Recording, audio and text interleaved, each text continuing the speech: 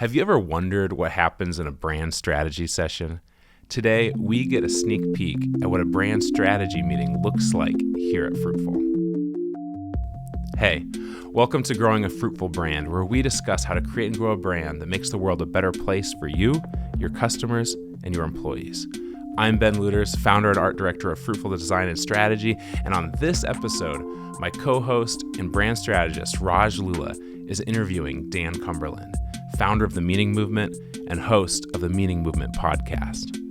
Raj listens to Dan and gives him strategic advice on how to better position himself and his organization based on StoryBrand principles. This show is actually recorded a while back, and a lot has changed with Dan since it was recorded. So if you'd like to hear more of their behind-the-scenes strategy, check out Raj's additional conversations with Dan over on the Meaning Movement podcast. We'll make sure to link those shows in the episode notes. I hope you enjoy this candid conversation with Dan Cumberland. Dan, welcome to Growing a Fruitful Brand. Thanks for coming on. Thank you so much. I am pumped to be here with you, Raj. So we've been friends for a long time, and I've been connected to your business, your project, the Meaning Movement, and I would love if you would just take a minute and tell everybody who's listening and watching, what is the Meaning Movement? Yeah. The Meaning Movement is a resource for anyone who's looking to increase their sense of satisfaction, fulfillment, purpose, meaning when it comes to really all of life, but with an emphasis on work in particular. The questions that I help people wrestle with is, what am I going to do with my life? What am I going to do next? What will this next season, what is a meaningful engagement in this next season of my life look like? It exists primarily as a podcast at this point, but there's a handful of resources that are related. Blog, a course called the Calling Course, which I know we'll talk about a little bit later. And then I'm always creating, I do trainings like once a month, helping people wrestle with different ideas, career crises, burnout, all these kind of related ideas. Awesome. So let's just jump in right there. So is the podcast what drives your revenue, or do you find it somewhere else? Yeah, so the main revenue driver is the Calling Course, has been the Calling Course. I was doing one-on-one coaching. I have not been doing that as much as I've been focused on other adventures. But we're currently in the process of kind of retooling that because as you know, it just hasn't been converting well, right? And that's one of the things that brought us to this conversation, is that I got to this point where I felt like the project is something I'm very passionate about. It has not been a main revenue source for me and my family. I have a small portfolio of projects that I work on, but I really want to see what the Meaning Movement can do if I really apply some more resources, bring in some smart people to help me with that. And so one of the questions that I've been asking with you is, what should the revenue driver be? And is there a different offering? Is there a different product? Is there a different marketing or sales strategy that we should be implementing in order to increase the revenue? So you're talking about how the Calling Course isn't providing the revenue that you want. And that caused you to kind of send up the signal about 6 months ago to say, hey, I want to revamp this. I want this to be my main thing. And so let's talk about the genesis of it a little bit, because, a lot of times we get our head around something that, I remember I used to work in Christian nonprofit, and there was a fundraising letter that I got for a clown ministry. And part of me is like, maybe that's what you're called to, but I also don't know if this is a economically viable, valuable offering. And I don't think this is that. I don't think the Meaning Movement is that, or Calling Course is that. So how did you kind of validate that there is really something there, and how do you square that with the fact that it's not producing? I started the Meaning Movement coming out of grad school. I'd gone to grad school after leaving ministry and went into as an interdisciplinary program around psychology, formation, culture, figuring out, really with a place to figure out how people become who they are. And I went in with questions around vocation and purpose and these existential questions of why do we exist. Coming out of that program, I decided to start the meaning movement as the focus of that work. So I packaged all of that into the calling course, and this is like it's such a dense season of life. There were I was splitting my time between working at a pizza shop, starting a photography company, and then building the meaning movement. And my wife was pregnant with our firstborn, and we were living in a house that was shared with another couple that was going through a divorce. And then I got really sick and was hospitalized for the better part of a month, right before our son was born. So I got out of the hospital 2 or 3 weeks before he was born. And in those 2 to 3 weeks between my stay in the hospital and when my son was born is when I released the calling course. The first day I had like no buyers, and they always are like, you get a few up front, and then you'll get 75% of your purchases right before you end your launch period. I'm like, okay, maybe I need to adjust my expectations. And then the launch period closed, and I shut down the cart like at midnight at the end of that period, and I hadn't made any sales at all. At least I thought that. And I remember going to bed just so distraught. And a part of this was like, I literally had like a 6-inch open wound. I didn't say this part, but I had like this major surgery. They had to like literally take my intestines out and rearrange them and put them back in. Down my abdomen. Can't even like sit up on my own. And I'm in bed, like woke up in like in the middle of the night, and it was just like, I've never had this experience, but like woke up like in tears, so distraught over the fact that like the reality of what, like I thought I would be in a different place due to this launch and all this effort that I'd been applying, and there weren't any sales. And I was just so profoundly stuck. In the morning, I logged into my email and saw that some sales had come through, but the notifications hadn't. So I had 3 or 4 sales, which is good. I mean, in perspective, like it's a good start. It's a start at least. But like because my expectations were so high, and I think because of the pressure cooker environment that I was in, it was just like just really a really emotionally charged experience that I feel like still, even to this day, even to in the conversations that you and I have, like I carry that with me. And the question of can this project actually be what I want it to be? Can it be a main income for my family? So all of that, I think your question is like, how do we validate that this is the right idea? What I can validate, the data that I have, is that I know that this is a need.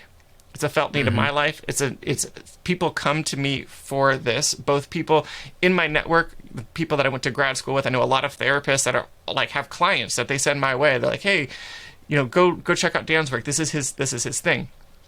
So I know that there's a need, but I also know that it's a really hard place to make money. And I think I've shared this story with you. I had a conversation with Jeff Goins, who wrote the book Art of Work, I don't know, 5 or 6 years ago, which is all about these big questions.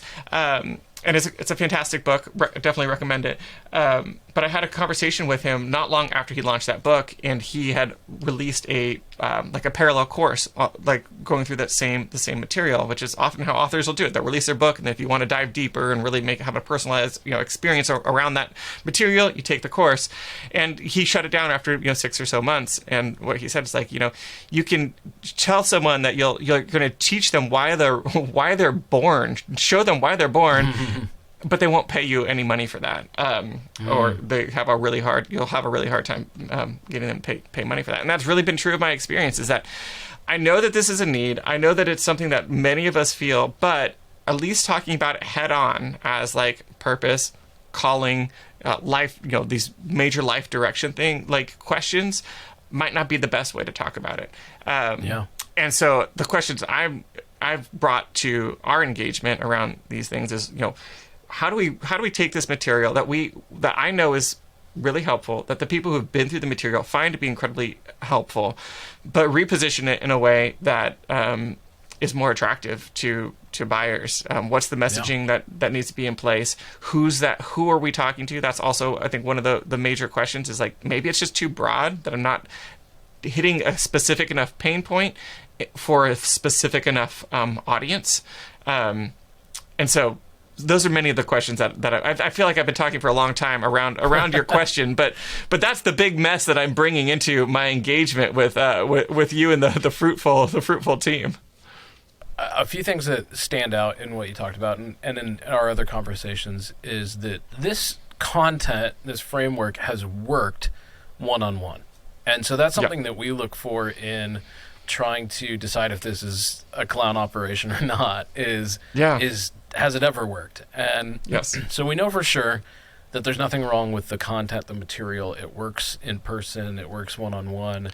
And so there is something and it also difficult. works. It also works in the course, right? Exactly. The people going through the course get fantastic results, and have a very low refund rate. So people who get into it, they like what they experience. They have good outcomes from it. So we know that piece is good, but it's getting really people too. into it. That's so important, because it shows that it's not even the switch to virtual that's the problem either. Or self-guided, or any of that. Mm-hmm. And so it's really kind of more of a sales and marketing problem, a positioning problem, than it is that the product itself is not good, because we know that the product is good. Yes. So at what point, you kind of send out this, like I said, you raised this flag earlier this year that it's like you just need help because this is not going the way that you want it to. Yeah. How do you come to that moment of being willing to ask for help? It has felt like it just needs to go one way or the other. And I have 3 kids, 6.5 and under, and I'm at the point in my life where I really have to be wise, careful about how I'm spending my time. And it's not a phase of life where there's a lot of space for passion projects.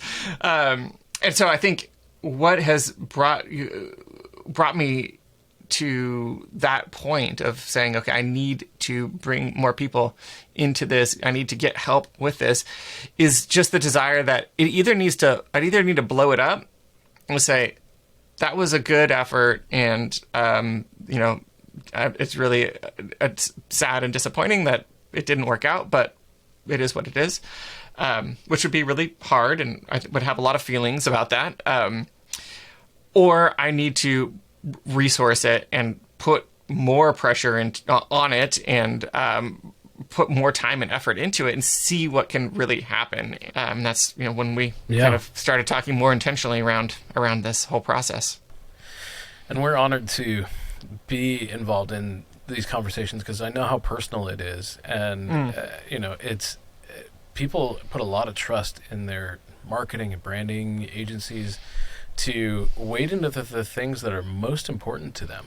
And so again, we're honored to do that with you. Well, I just want to say just one thing on that, because I think that's what you guys have, just even on your I forget where it is, on your homepage, just how your focus is mission driven organizations. Mm-hmm. And I think from the reason why it makes there's just so much sense. It's like a no-brainer for me, from my side, because I feel like you're exactly the team that I would want to be doing this with, and also because Raj, you and I have connected over the years, and I wouldn't do this with just any agency. But it's the fact that I feel like you guys get it, and you get it because you've been a part of the project for so long. And I think that's the piece, like you said, it's that personal piece that I really want to make sure that whoever I let touch this thing, that they respect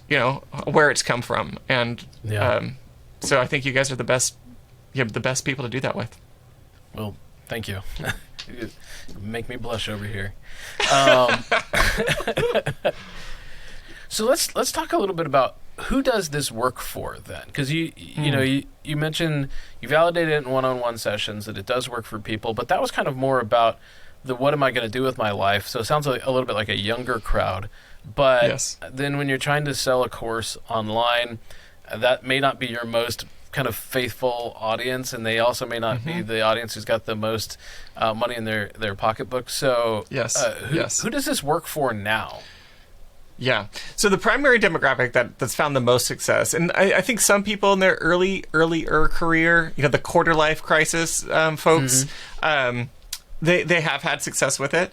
But the primary places where I think people feel the most powerful outcomes are the midlife crisis folk, and then like the empty nesters / retiree kind of space. People, so you think about like those major transitions. It's in the major presenting questions of I've been doing this for X number of years and I'm not satisfied or fulfilled in it for various reasons, and I need to figure out what else to do. So that's like that midlife space, or I've been doing this for a long time and now it's over and now I don't know what to do next. And that's the later career or empty nester space, right? So folks who they've been primary caregivers, they've been focused on getting their, helping, guide their children into adulthood, and now their kids are out of the nest and doing their thing, and now they're, asking these questions. Okay, so what do I do now? And similar parallel to that is people who have been working a career, and that career is coming to an end, and they want to figure out how to spend the rest of their time. The presenting problem on the younger demographic is more, like I said, I guess the quarter life crisis. It's like, I went to school, got my degree, got into the field, and I've been here for 2 or 3 years, and this just doesn't feel good.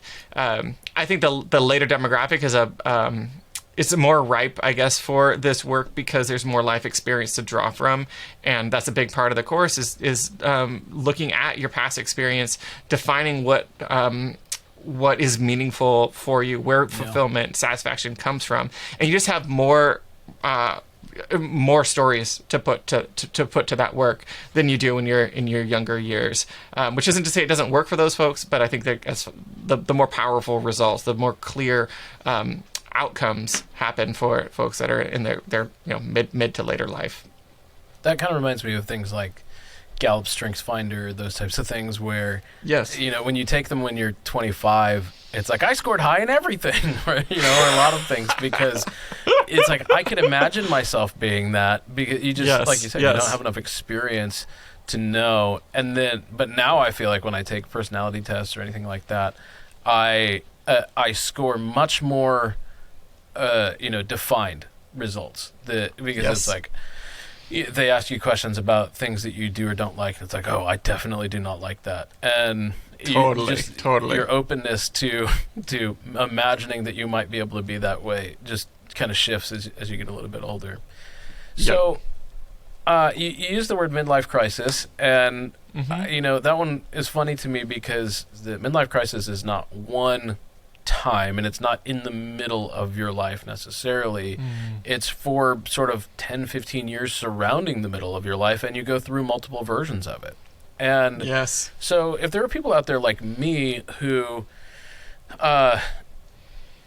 maybe the term would be applicable for, but we don't resonate with it at all, what kinds of questions would you ask somebody to sort of help them identify if they are in that season? Like what would the calling course or the meaning movement ask to help you identify if you need to do this work?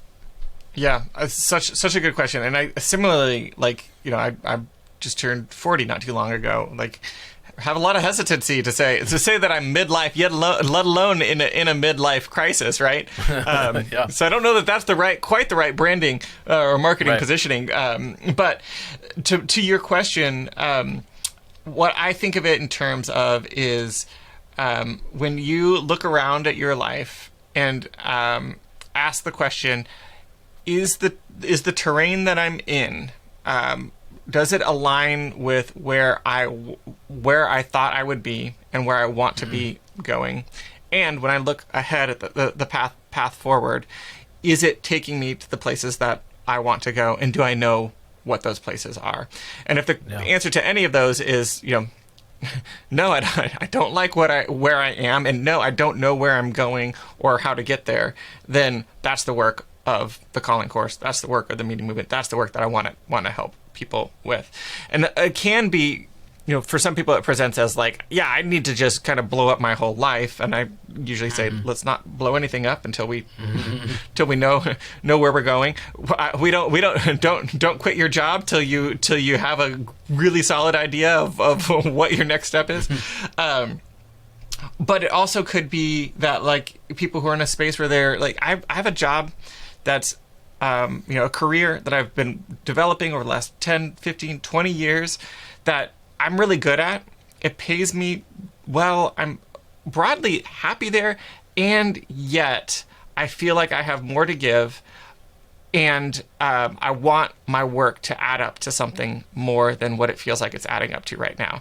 And I think that is a super interesting space to be, and really so ripe with potential, because there's so much that you can do to increase your sense of satisfaction, increase your sense of fulfillment, increase your sense of purpose and meaning, even in roles like that. So I think that's how I begin to diagnose people who are in the space where they're looking for this kind of thing. I think there are also, the flip side of that is like the bigger life questions of like, okay, I just went through a divorce and my whole life is falling apart. What do I do? Or I just got fired, or my parent, one of my parents just got diagnosed with cancer, and it totally reframes the way you think about life. A lot of times people end up in this space due to those external forces. So I think that's a helpful way to think about it. There's the external forces that drive the question, or there's the internal forces of where am I and where am I going that drive the questions. And often it's a combination of, because we're complex beings, right? There's not just ever one thing. Yeah, I love that idea of looking at those external forces, because everybody talked about in the pandemic how it was accelerating everything 10 years forward, and mostly they were talking about e-commerce and the internet and buying things online, contactless payments, that kind of stuff. But I think we really neglected that it was also moving a lot of things forward socially and personally 10 years, because we had the time to really reconsider a lot of things. For the first time, I mean, definitely the only time in my lifetime, people ejected from all of their social relationships, from their faith communities, from their physical workplaces, and they were given a lot of time to just think to themselves. And when that happens, then major change takes place.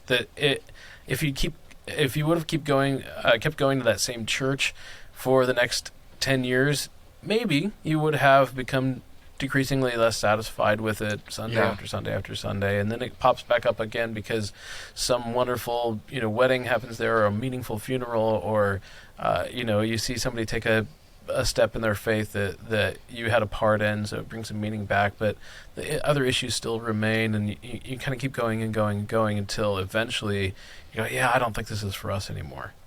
But when you unplug completely from it, and you have to decide whether or not you're going back.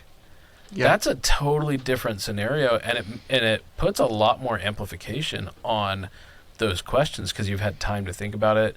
You've also had time to see if it's really adding anything to your life. And I know a lot of people, we've worked with a fair number of churches. A lot of churches dealt with attendance declining by like 40 to 50% right after, and some of that's come back, but people have really reconsider the relationships with some of the most important things in their lives. And so I would argue that, I'm late 30s, but and so it felt too soon to me to have a midlife crisis. But part of it's because maybe these are questions I would be wrestling at 48, but because of the pandemic at 37, 38, I was dealing with them instead. And so I like that idea of the external forces. There are these moments that make you reconsider. And I also wonder about just the generational change that's happening, that I think people in our generation just think about work and career differently. And so these questions don't just present themselves when you're at 48 or whatever might be, because we're used to the fact that you're going to change jobs more often. Every 3, 4, 5 years. Statistically, people are having 7 to 12 careers over the course of their their work years. And so I do think there's a generational piece where I think maybe we're more comfortable with it due to internal forces, and also, like we said, due to the external forces of like career change, job change. That process going through those reps creates that more space. I know, personally, my dad worked the same job for 25 years until they had to have he took an early retirement due to downsizing of the company, and then he took a job at another basically the other big player in his space, and was there until he retired. And so it's like he had one job for 25 years and then another job for another 10 years or whatever it was.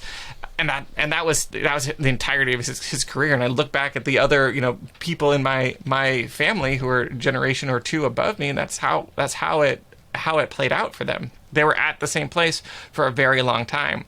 And so I think that's a piece of why that narrative comes, where that narrative has come from around these career crises, because there isn't that space to really think, to think of, and to dream into something different. And so then we medicate it with that sports car that you're shopping for, or whatever it might be. So it won't be a sports car. Might be a Tesla, but it's not going to be a sports car. Same. I love it. So, say somebody is in that spot where I liked how you said it about, generally you're happy with your job, but maybe tweaking that even a little bit of maybe generally you're happy with the work that you do, because I would maybe sort of argue that if they wouldn't be struggling with this if they were truly happy in their job. But it's more that, hey, I feel like I've found something that I'm competent at, that it provides value to other people. I don't mind doing it every day. And yet, I'm unhappy. Yeah, I love that. Well, I think the first thing is I love how you frame it as separating work from job. And I think that's really a really important distinction to make. There's 4 different categories that in my research, one-on-one with clients, and the years of doing this work, that I found where people find the most satisfaction, most fulfillment. And my assumption would be that one or more of these are not aligned in your current job, your work expression, whatever it might be. The things that's not working, it's going to be one of these 4 things. So those 4 things are, they all start with P, the 4 Ps. I know you've heard this material before, Raj, but for listeners, so the product. So it's what the product of your work. It's 4 Ps because I used to be a pastor, so everything needs to alliterate. The product being the thing that you're building, the contribution that you're making, what your company does, the problem that it's solving in the world. It's really easy to talk about in terms of helping professions. That you're solving the hunger crisis, or you're providing mental health support if you're a therapist, or whatever it might be. But it also might be the smaller problems of whatever the app that you're building is helping people do, or any of those kinds of things. So the product, and that's often where we stop the conversation about impact, about what are we doing. That's the easiest place to look. But on top of that, you have the product, you have the people. So the people that you're serving, the demographic that you're helping, the people you're working alongside of, the people you're managing, the people that are managing you, all the people in your life that you're interacting with when it comes to work. And that could cross over into thinking about cultural fit, the social aspects of what you do. But you can find a lot of satisfaction, a lot of fulfillment from the people that you work with. Even that piece alone can make a job a really good job, just because you love being there and being a part of that space. Then there's the process. And I imagine for someone who's in this space, if they say that they like their work, that they like the process of their work. The process is the actual day-to-day doing of the work. For the developer who just loves to code, they just love to get into the code, get into that space where they're just in the zone, in the flow, making the thing that they make, or whatever it might be. Mm-hmm. Or for people who are they're managing and they just love that that managing piece that might cross back over into the people category. but it's the actual day-to-day doing of the work. And then finally, it's the profit. And so we have the product, the people, the process, and then the product, and or profit rather. And the profit is what the work does, what the job does for you, what it gives back to you financially, what it gives back to you as far as lifestyle, benefits, all of those things. And so when I encounter someone who is in a place where, similar to what you described, where they like their career, they like the field that they're in, they like the work that they're doing, I assume that there's some alignment when it comes to the product, what it is that they're building or contributing to, and then probably also the process, at least to some extent, that they like the actual doing of the work, and that then there's some misalignment when it comes to either the profit, maybe their pay, maybe their benefits, maybe their lifestyle, maybe the hours, maybe something else there. Or the people, which is the cultural fit, the coworker, environment, the people that they're managing or that are managing them, etc. And so, what I would invite people to is to use that framework, look at where they are through that framework, and just brainstorm around what is working well, and get as specific as possible. Like, I love my coworkers, or I really don't like my coworkers. Or so get as specific as possible, and then what's working well, and then also what's not working, and then start thinking about, going back to that idea of experimenting. How can you experiment with solving for that problem? Well, often what happen is people will see like, okay, I can see that my relationship with my coworkers are like, that's a big part of the problem here, and so then your options are, okay, move to a different team, move to a different company, or invest in your coworkers and create, some more connection. Take some social risks so that you can make your space, make your work environment into something that's more in line with what you want to be a part of. So that's hopefully a helpful framework for people as they think about what they're doing and what's working, what's not. So from a branding perspective, I'm gonna issue you a challenge. Let's do it. I like you. I've got 3 kids. I'm mid-career, and I'm tired at the end of the day. I am tired at the end of every day, and sometimes I don't even make it to the end of the day by the time I get tired. And so it's like, would you like to buy this course for $29.95 to contemplate your existence? No, I really don't. I don't want to contemplate my existence even without paying you money to do it, right? Right. It's like you and I both used to work in churches, and that's free, and it offers you the opportunity to contemplate your existence, and it's still hard to get people to go. So, that's not a great brand position. But what is a great brand position is saying, hey, if you don't feel like the work that you do every day matters, if you don't like the people that you're working with, if you don't enjoy what you do every day, even though you may think that the work you do matters and that the people you work with are great, but you don't like your actual functions of your job, or if you feel like one or all of those 3 are aligned, but it's just not worth it in terms of work-life balance, compensation, any of those things, then you need to take time to recalibrate. And those are immediate needs, because we know that the result of those things, the stakes of not figuring out those things, is burnout, it's stress, which takes a toll on your physical health. I started to experience actual physical injuries last year. I tore my rotator cuff.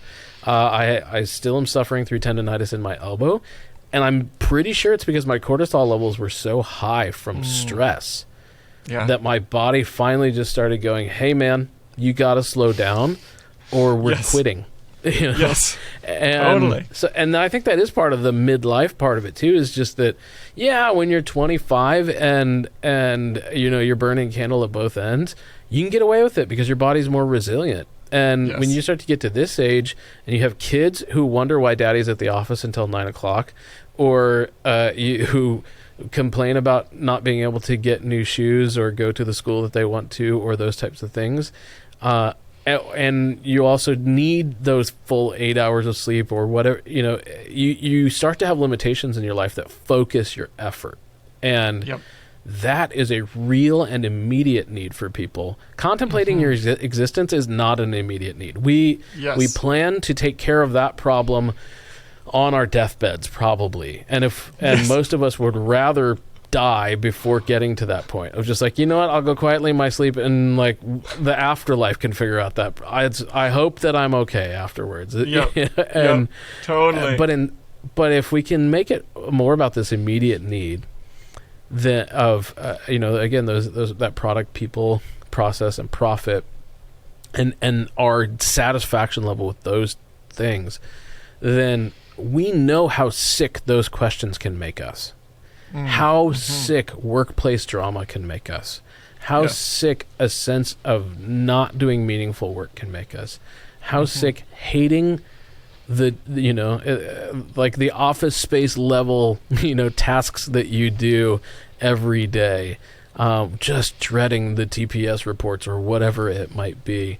And, or feeling like you work too hard to get this result for the profit. Those are all immediate needs that people know that they need to solve. And especially even if it takes a little prompting to go, hey, are you experiencing mysterious physical problems?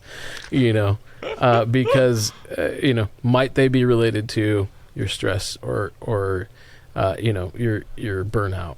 Those are questions that will actually get people to buy. And so part of the reason for anybody who's listening that we ended up in this place is because we know that the product works one-on-one, and we know that it works online. So there's nothing really wrong there. Sure, maybe a little optimization, but it's not in need of major overhaul. The big question then is, why is it not connecting with the audience? And it might be price point, but again, people have paid for it and asked for very few refunds, so we don't think it's price point. So instead, it's probably that we're not clearly connecting with the audience of because there's 5,000 subscribers to the Meaning Movement email list. There's 5,000 people who have said, yes, I experienced some version of this problem, but it's not clear to them that the next step would be purchasing the calling course or whatever it ends up being called. Again, that's something you and I have kind of discussed, is maybe just the naming of it doesn't explain that, because even the meaning method that you talked about, which you called it one-on-one, that might be better. That might be something that we need to explore of how do we get people to infuse this meaning back into their work and identify the 4 areas that might be causing the problem. I would also argue that, we've talked a little bit about this, that, your Instagram it needs to be asking these questions every week. And different versions of these questions, because, let's go with the people issue. Do I like my coworkers? Sometimes we can kind of bend ourselves to like, I don't, whatever. But asking a question like, is there a coworker that you dread having difficult conversations with? That's okay. Well, now when you put it that way, or is there a coworker who you enjoy personally, but they make it difficult to get your work done? I'm the only one at Fruitful. It's very weird, but I'm the only one who has a private office because I'm extremely introverted, and most of my job is either writing or doing brand strategy for people. And I love it. The designers can talk while they're doing their work because it's all visual and physical. Yes. I cannot talk while I'm doing my work because it's all verbal. And so I needed to be separated from the rest of the team for the majority of my work hours so that I can do my best work. But when you start to ask these questions in different ways, people have that moment where they go, oh, actually, I'm maybe not as happy with that as I thought that I was. And so I would challenge you, again, on your website, on your Instagram, be asking these questions in different formats over and over and over again to help people identify that they are actually having this problem. And I would also then, if I were you, I'd be digging into the results of these problems. So if people are experiencing burnout, if they experienced a relationship change like divorce, like you mentioned, if they left a job that, and they maybe don't even really know why, but they just had to get out of there, those types of things, like there should probably even be specific landing pages and lead generators to to those seasons of life or those external things that will actually cause people to deal with this internal stuff. Yep. And like I said, I've seen the inside of this product, and the content is really, really good. And so thank you. We know it's not a product problem. We know that people will buy it, and it's not a price point problem or anything like that. In fact, I would actually argue that with a little bit of personal coaching from you, then it should actually be worth more. Because in our life, in marketing, we talk about kind of a 1 to 10 rule of, do you expect to get a 10-time return on what you invest with us? So if it's $100,000 you spend with us, then do you expect to make $1 million off of this? And there's a lot of businesses where they go, that would be 8 major sales or whatever the number is for them. Totally. And they go, doing a whole new website should better get us that.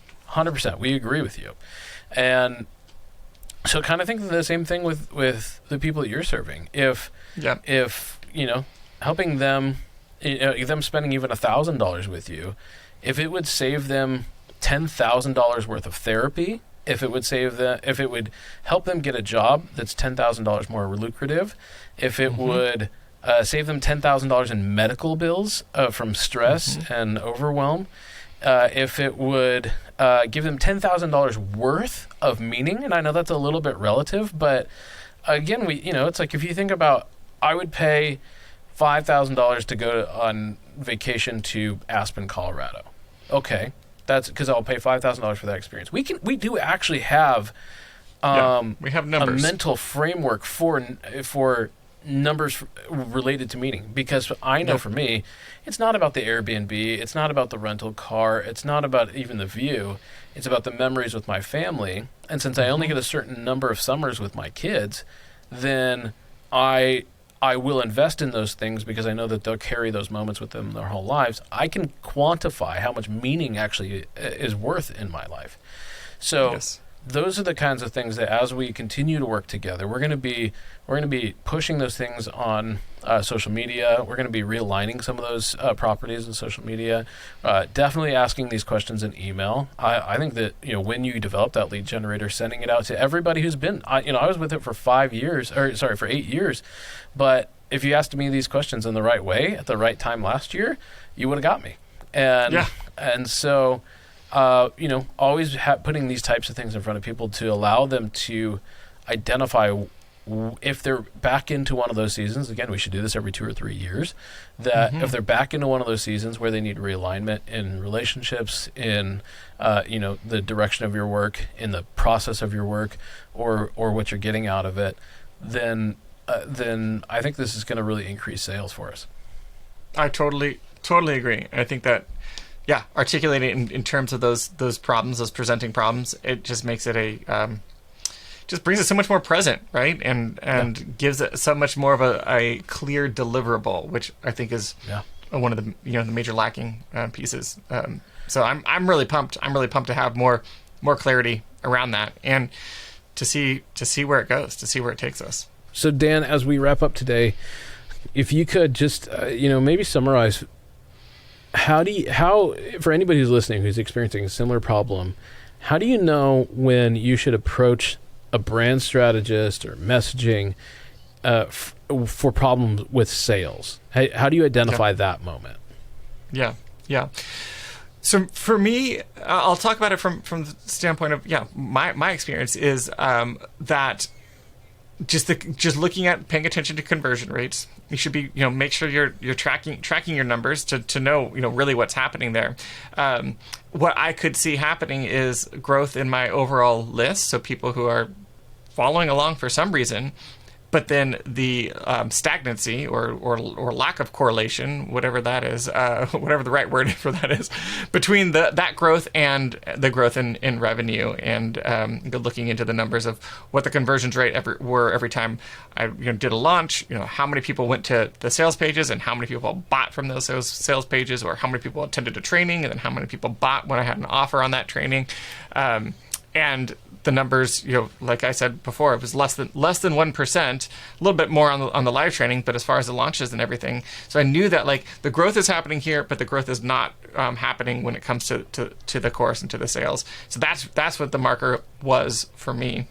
And the real reason, deciding to seek to solve it in this way is knowing that I feel like I'm too close to the problem to really be able to think about it creatively. My lens is clouded by my past experience, and I need someone who has an outside perspective to see the things that I'm not seeing. And honestly, a bit of it too is like, I just feel like I need company. Like, I need someone to bounce ideas off of. As a I have so a team of part-time folks that edit my podcast and help me with social media posts and like that kind of stuff, but they're not doing strategy with me. And so someone to be able to say, here's an idea, what do you think? Here's a direction we could go, what do you think? And so I don't have to make those decisions just in isolation, or trying to get my wife to step into that role, which she often does, which is great, but needing more than just her as a part of the equation. So if you know that your product is good, if you know that people aren't asking for refunds, but you're having trouble connecting with an audience to actually get to that conversion, then you need to clearly define and communicate what problem you solve for your audience. And it has to be one that they're experiencing immediately, not I might deal with this on my deathbed someday. It's a problem they're experiencing right now. That is going to increase your sales. Dan, thank you so much for joining us, for being our first remote guest on the Growing a Fruitful Brand podcast. And we look forward to continuing our work with you and talking again soon. I love it. Thanks so much for having me, Raj.